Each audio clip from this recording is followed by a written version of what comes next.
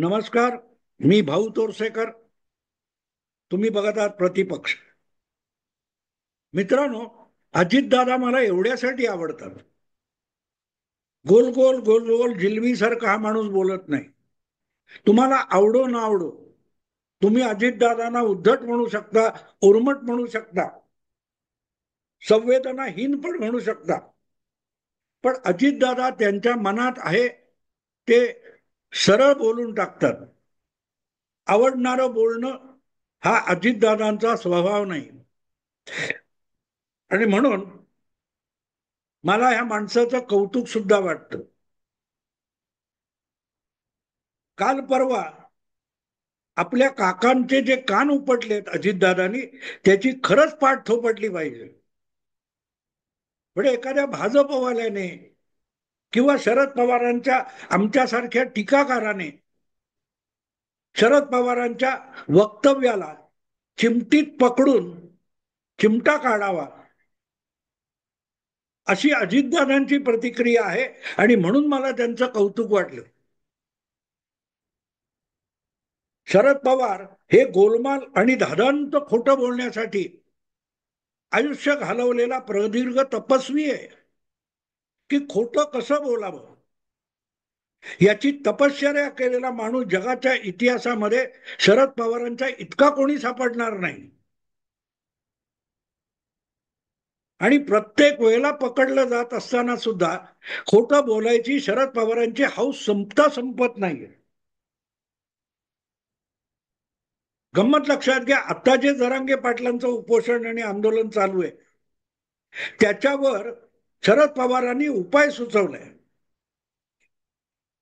की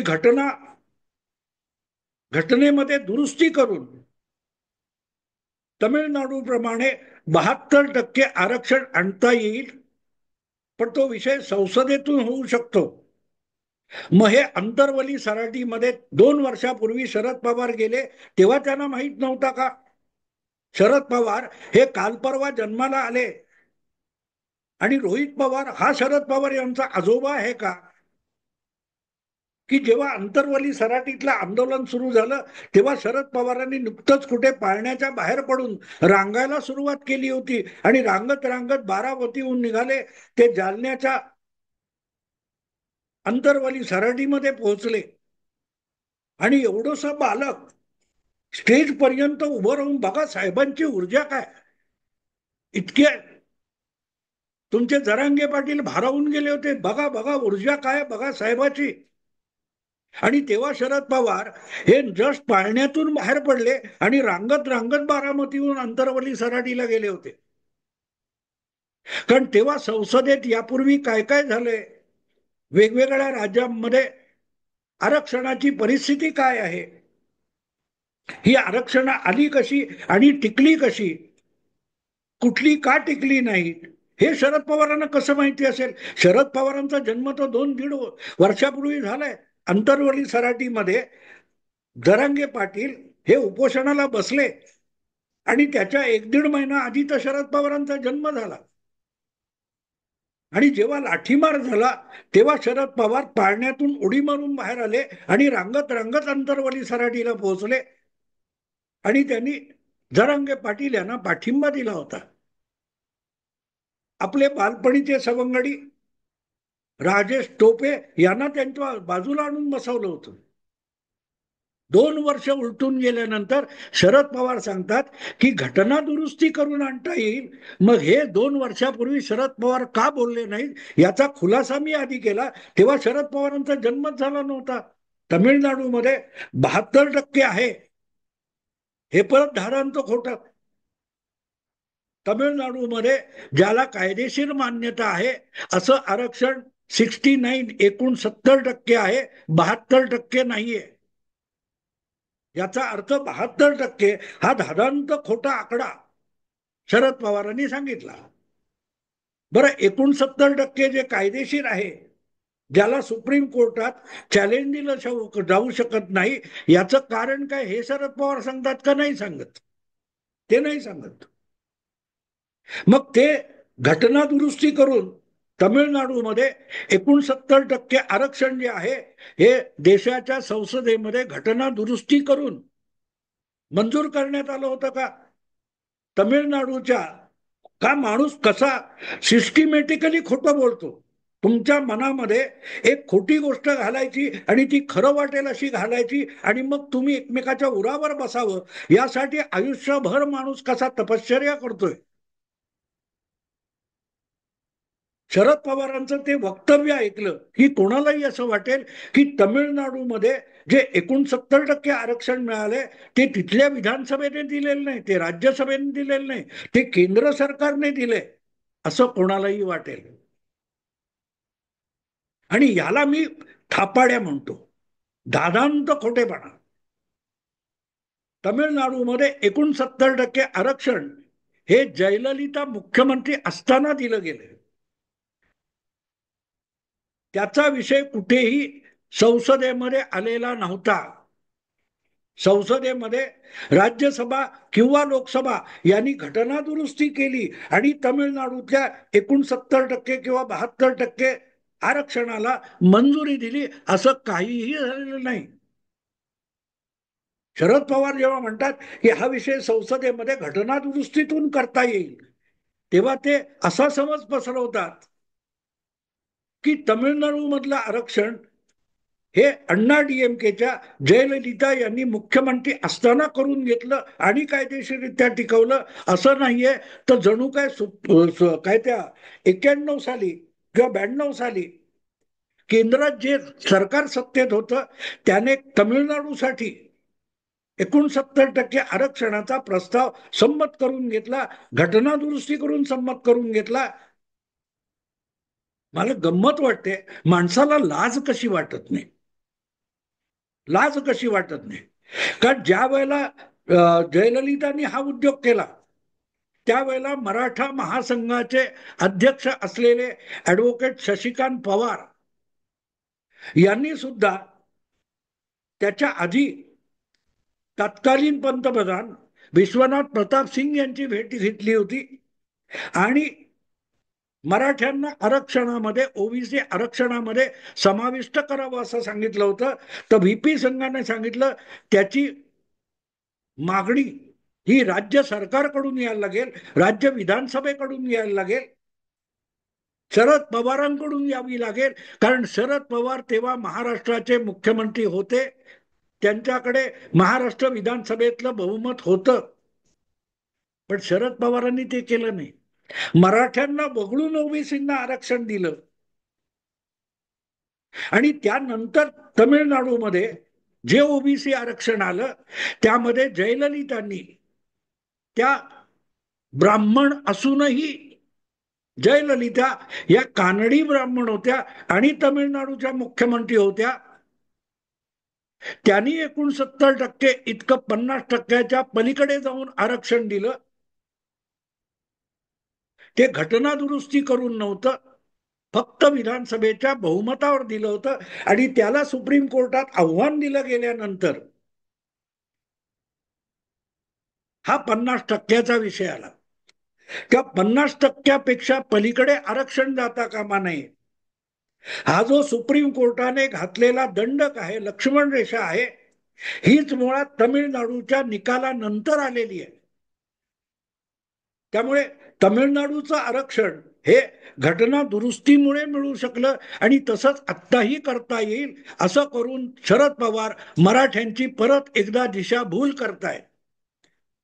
मराठा समाजामध्ये जन्माला येऊन मराठा समाजाशी इतकं घाणेरडं शत्रुत्व करणारा दुसरा माणूस कोणीही नसेल, दुसऱ्या जातीचा सोडा. पण शरद पवार जेव्हा हे बोलतायत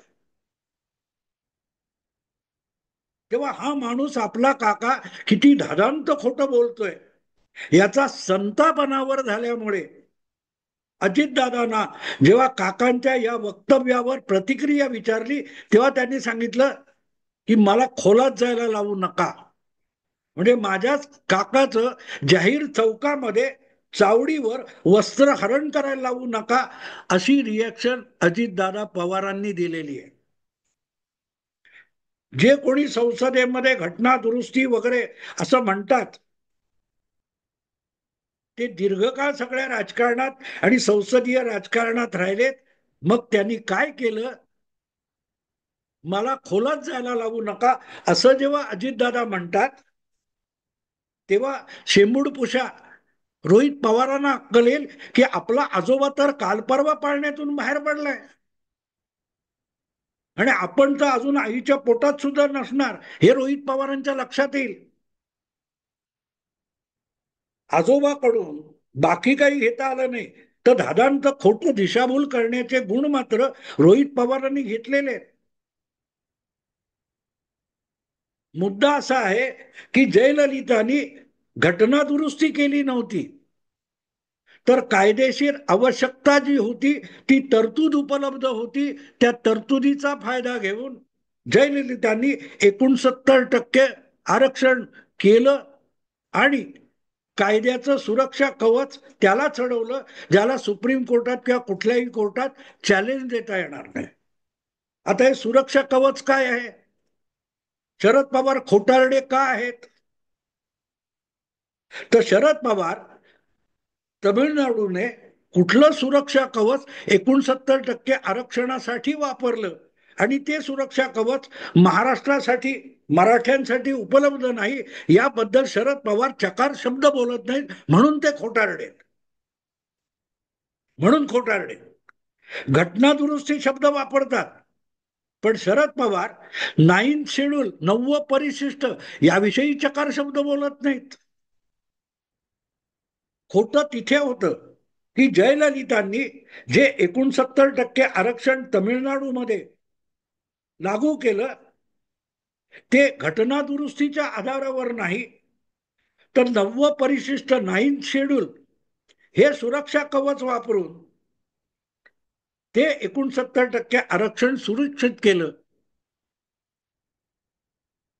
शरद पवार बोललेत 9th शेड्यूल बद्दल. मराठा आरक्षणाच्या विषयावर आपलं अगाध ज्ञान पाजळताना शरद पवारांनी त्या सगळ्या वक्तव्यामध्ये कुठेही 9व परिशिष्ट घटनेतलं किंवा 9th शेड्यूल याचा उल्लेख तरी केलाय का? नाही. कारण खोटं आपल्याला बोलायचंय, तर त्याचा पाया जो आहे तो 9th शेड्यूल काढून घेईल. आपल्याला घटना दुरुस्ती मोदी सरकार करू शकते आणि मोदी सरकार किंवा भाजप सरकार आरक्षण रोखून बसले, हे खोट लोकांच्या डोक्यात भरवायचंय, तर 9th शेड्यूल बोललो तर त्याचे पाय काढून घेतल्यासारखे होतील.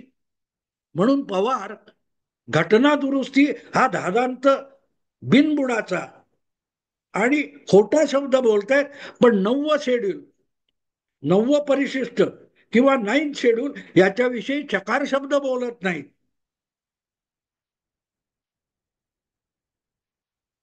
आता 9th शेड्यूल समजून घ्या मित्रांनो. स्वातंत्र्योत्तर काळामध्ये जेव्हा जनहितासाठी असलेले कायदे जर घटनात्मक व्यक्तिगत अधिकाराच्या आड येत असतील, तर ते सुप्रीम कोर्टात घटनापीठासमोर जाऊन रद्द केले जात होते. वेगवेगळे शेकडो खटले झालेले. केशवानंद भारती एक आहे, असेच आणखीन 4-5 खटले आहेत, ज्याच्यामुळे घटनेने दिलेल्या अनेक व्यक्ती स्वातंत्र्यावर लगाम लावला गेला. अगदी कसेल त्याची जमीन म्हणून जमीनदारांच्या मोठमोठ्या जमिनी काढून घेऊन गरिबाला जमीन वाटप झालं पाहिजे यासाठीचा कायदा झाला. तसे अनेक कायदे झाले जे जनहिताचे होते, पण व्यक्ती स्वातंत्र्याच्या आड येत होते. तर इथे व्यक्ती स्वातंत्र्य लागू शकत नाही किंवा या कायद्याची न्यायालयीन छाननी होऊ शकत नाही. असे जनहिताचे कायदे त्यांना सुरक्षित कवच देण्यासाठी 9व्या परिशिष्टाची निर्मिती घटनेमध्ये करण्यात आली. त्याचा अर्थ असा की जो कायदा 9th शेड्यूल मध्ये किंवा 9व्या परिशिष्टामध्ये टाकला जाईल, त्याला कुठल्याही कोर्टामध्ये, घटनात्मक कोर्टामध्ये आव्हान दिलं जाऊ शकणार नाही. हे सुरक्षा कवच होतं. जे शरद पवार बोलत नाहीत, लपवतात आणि घटना दुरुस्तीच्या वायफळ गप्पा करतात. मुद्दा असा आहे मित्रांनो, की जयललिता यांनी तमिळनाडूमध्ये जे आरक्षण 69% केलं, त्याला तातडीने 9व्या शेड्यूलमध्ये टाकून घेतलं आणि त्यामुळे तमिळनाडूचं आरक्षण हे 9व्या परिशिष्टामध्ये गेलेलं आहे आणि साहजिकच त्याला कुठल्याही घटनात्मक कोर्टामध्ये, कॉन्स्टिट्यूशनल कोर्टामध्ये, हायकोर्ट किंवा सुप्रीम कोर्टामध्ये आव्हान देण्याची वाट बंद करण्यात आली होती. त्याला सुरक्षा कवच म्हणतात. तमिळनाडूचं आरक्षण घटना दुरुस्तीने आलेलं नाही, ते वेळच्या वेळी करून अवेळ जराही वेळ न घालवता तो कायदा हा 9व्या परिशिष्टामध्ये टाकला. त्यामुळे पुढे आज महाराष्ट्रात मराठा म्हणतात, तसं हरियाणामध्ये जाट, राजस्थानमध्ये गुज्जर किंवा गुजरातमध्ये पटेल या बहुजन समाजाच्या आरक्षणासाठी आंदोलनं झाली आणि जेव्हा ती 50%च्या पलीकडे जातात म्हणून सुप्रीम कोर्टाने फेटाळून लावली. त्या दरम्यान मला आठवतं गुज्जर समाजाचं जे आरक्षण होतं, तेव्हा राजस्थान सरकारच्या ऍडव्होकेट जनरलनी सुप्रीम कोर्टामध्ये सांगितलं की तुम्ही असं म्हणत असाल आणि हे आरक्षण तुम्ही सुप्रीम कोर्ट फेटाळणार असेल तर मग आम्ही परत एकदा नवीन विधेयक आणून हे आरक्षण संमत करून घेऊ आणि तो कायदा 9व्या परिशिष्टामध्ये टाकू, मग तुम्हाला त्याच्यावर कोर्टाची छाननी करता येणार नाही, असं घटनापीठाला राजस्थानच्या वकिलांनी दमदाटी केली होती. तेव्हा सुप्रीम कोर्टाने सांगितलं होतं कुठलाही कायदा बनवाल आणि 9व्या परिशिष्टामध्ये टाकाल आणि म्हणाल की आता नाही काय करता येणार तर नाही चालणार. तुम्ही उद्या भाऊ तोरसेकरचे मर्डर करायचा आमच्या पक्षाच्या कार्यकर्त्यांना अधिकार आहे असा कायदा विधिमंडळात संमत कराल आणि 9व्या शेड्यूलमध्ये टाकाल, तर मग भाऊ तोरसेकरचा खून न्यायालयात येऊ शकत नाही. जनहिताचे कायदे. त्यामुळे जर राजस्थानने असा प्रयोग केला की नव्याने ते विधेयक संमत करून 9व्या परिशिष्टामध्ये टाकलं, तर घटनापीठाला आणि सुप्रीम कोर्टाला थेट 9व्या परिशिष्टाची छाननी सुरू करावी लागेल. आजपर्यंत 9व्या परिशिष्टामध्ये जे कायदे पडलेत आणि ज्यांचा सलग गैरवापर झालाय किंवा 9व्या परिशिष्टाच्या सुरक्षा कवचाचा गैरवापर झालाय, त्या सगळ्याची छाननी सुरू होईल आणि ते सगळे कायदे तुमच्यामुळे अडचणीत येतील. जा करा, टाका 9व्या परिशिष्ट, मग आम्ही 9व्या परिशिष्टाची छाननी सुरू करू. आणि तिथे गुज्जर विषय मागे पडला. राजस्थानच्या वकिलांनी आपले शब्द मागे घेतले, याचिका मागे घेतली. पटेल आंदोलनाचं तेच झालं. पण शरद पवार 9व्या परिशिष्टाबद्दल बोलत नाहीत, घटना दुरुस्तीबद्दल बोलतात. एका राज्यामध्ये आरक्षण वाढवून द्यायचं नाही होणार आहे, शरद पवारांनी माहिती आहे. पण मराठे खुळे आहेत, आपल्याला फार स्ट्रॉंग मराठा समजतात, तर अजून एकदा उल्लू बनवा. मराठे खुळ्यासारखे जर त्यांच्या मागे धावत असतील तर त्यांना दुसऱ्या जातीच्या कोणी फसवण्याची गरज नाही. एकटा शरद पवार आणि जरांगे सुद्धा मराठ्यांना उल्लू बनवायला समर्थ आहे. दुसऱ्या कुठल्याही जातीच्या लोकांनी, नेत्यांनी मराठा खुळचटांना जे यांच्या मागे धावत सुटलेत, अशा खोड्या मराठ्यांना कोणी उल्लू बनवण्याची गरज नाही. मी नेहमी माझ्या बोलण्यामध्ये एक वाक्य येतं की गळ्यात हार घालून कत्तलखान्याकडे धावत सुटलेल्या बोकडाला ब्रह्मदेव सुद्धा वाचवू शकत नाही. मग हे पवार किंवा जरांगे यांच्या मागे धावत सुटलेले जे आरक्षणासाठी मराठे तरुण आहेत, त्यांना भाऊ तोरसेकर काय किंवा घटना काय किंवा सुप्रीम कोर्ट काय कोण वाचवू शकतो? देवेंद्र फडणवीस तरी बिचारा काय करणार? तुम्हाला आवडणारं खोटं ऐकायचं आहे का? पण अजितदादांनी तिथेच बोट ठेवले. आपला काका धादांत खोटू बोलतोय. इतकी वर्ष संसदेत आणि केंद्र सरकारमध्ये राहून आपल्याला जे करता आलं नाही ते आजच्या सरकारने करावं असा धादांत खोटेपणा सांगतोय. हे अजितदादांनी मला खोलात जावायला लावू नका एवढ्या एका वाक्यात सुचवलेलं आहे. समजून घ्यायचंय त्यांनी समजून घ्यावं, नसतील त्याने आनंद करावा. बागडा मूर्खाच्या नंदनवनात बागडणाऱ्यांना आपण रोखणारे कोण असतो मित्रांनो? कोण असतो? Ajitdada, thank you very much. तुमच्या धाडसाचं आणि प्रामाणिकपणाचं कौतुक आहे.